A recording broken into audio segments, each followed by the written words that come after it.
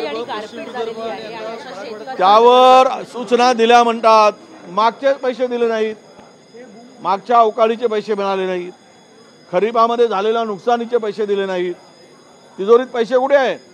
तिघांनाही तिजोरी लुटून साफ केली आहे। हे तिजोरी लुटणारं आणि स्पर्धा भ्रष्टाचाराची स्पर्धा लागली या लोकांमध्ये, म्हणून शेतकऱ्याकडे दुर्लक्ष आहे। मागचे दिले नाहीत, आता अवकाळी पावसाने बुलढाणा, वाशिम, चंद्रपूर, अकोला, जालना, उस्मानाबाद, परभणी प्रचंड नुकसान झालं गारपिटीमुळे या शेतकऱ्यांचं। रबीचं पीक हातातून गेलं, द्राक्षे गेलेत, कांदा गेला, गहू गेलाय, चणा गेलाय, सर्व पिकं गेलेत। केवळ यांनी तात्काळ घोषणा करायची गरज होती। आता या सरकारने केवळ पंचनाम्याचे आदेश दिलेत आणि ते पैसे काही शेतकरी मेल्यावर देणार आहेत, त्यांचा जीव गेल्यावर देणार आहेत, असे नालायक नतभ्रष्ट सरकार आहे, म्हणून त्यांच्या विरोधात आंदोलन केलेलं नाही। त्यांनी चाय पे चर्चा करून जे दिलं आश्वासन, चाय पे चर्चा, त्या चर्चेतील मुद्दे सोडवावेत। यवतमाळचा जानता मतदार राजा हे त्या ठिकाणी बोर्ड लावून त्यांच्याकडे ती मागणी करताय, तेथील शेतकरी मागणी करताय।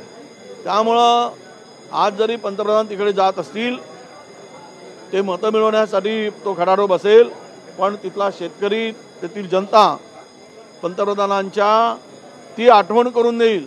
चाय पे चर्चामध्ये ज्या शेतकऱ्याबरोबर त्यांनी सांगितलं की आपके उपज को, आपके खेत के माल को हम लोग दुगुना भाव देंगे, तर तो काही मिळत नाही, ते कमिटमेंट पूर्ण झाली नाही, ती गॅरंटी राहिली नाही। त्यामुळे शेतकरी यांना कुठलीही यांच्या गॅरंटीवर फसणार नाही। आज महाविकास आघाडीची बैठक आहे की गृहमंत्र्यांवरती तरांगे पाटील यांनी जे काही आरोप केले होते, त्याच्यानंतर आज मराठवाड्यामध्ये जालना आणि बीड या भागामध्ये अनेक वृत्तपत्रामध्ये भाजपच्या कार्यकर्त्यांनी ॲडव्हर्टाईज दिलेली आहे। भाजपासाठी फडणवीसांनी काय केले हे सांगण्याचा प्रयत्न या जाहिरातीत मराठ्यांसाठी फडणवीस नाही। दुर्दैव आहे की जाहिरात द्यावी लागते।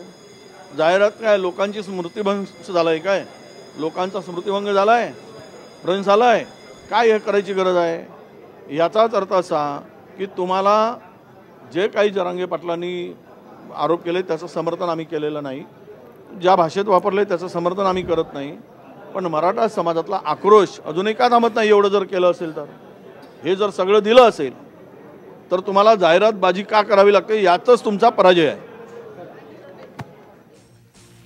तर जाहिरातबाजी करावी लागते यातच तुमचा पराजय असल्याची टीका सरकारवर विजय वडेट्टीवार यांनी केलेला आहे। सरकार शेतकऱ्यांकडे दुर्लक्ष करते असंही त्यांनी म्हटलेलं आहे आणि त्याचबरोबर तिजोरीची लूट सुरू आहे, भ्रष्टाचार सुरू आहे असा आरोप सुद्धा त्यांनी केलाय।